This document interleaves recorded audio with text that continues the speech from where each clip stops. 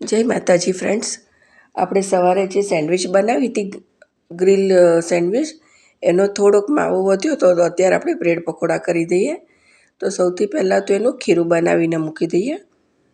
થોડું થોડું પાણી નાખી અને ખીરું કરી લઈએ એટલે એના ગઠ્ઠા ના થઈ જાય.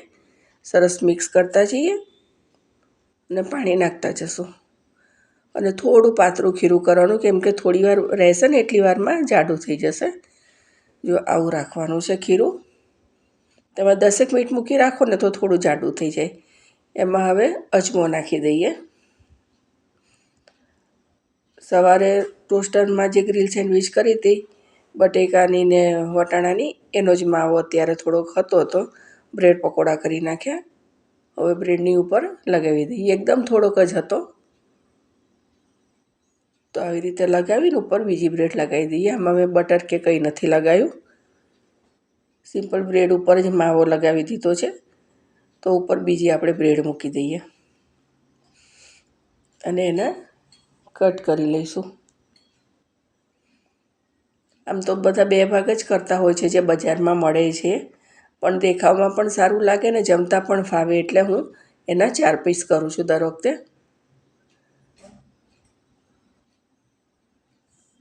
આવી રીતે કાપી લેવાની અને જેટલો પણ માવો છે એ બધી જ આપણે આવી રીતે લગાવી લઈશું. તો બીજી બ્રેડમાં પણ લગાવી દઈએ. એના પણ 4 પીસ કરી લઈએ.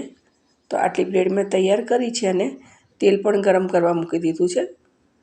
તો હવે આપણે એને તળવાનું ચાલુ કરીએ.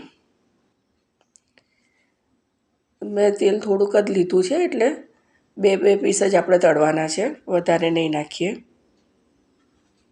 આમ તો 3 નાખવા હોય તો ન ખાય, પણ 2 જ નાખવાના એટલે સરખી રીતે આપણે તળી શકીએ. અને ગેસ એકદમ મીડિયમ રાખવાનો છે, એકદમ ફાસ્ટ પણ નહીં ને સાવ ધીમો પણ નહીં, એટલે અંદર સુધી ચણાનો લોટ ચડી જાય. ફેરવી લઈશું. જો થઈ જાય એટલે આપણે બીજા જારામાં લઈ અને તેલ નિતારી અને કાઢી લઈશું. આવી રીતે બીજા પણ બધી જ આપણે બ્રેડ પકોડા તળી લઈશું અને કાણાવાળી જારીમાં કાઢવાના, એટલે તેલ બધું નીચે ઉતરી જાય. તો તૈયાર છે આપણા બ્રેડ પકોડા. તો મળીશું હવે બીજા વિડીયોમાં. જય માતાજી.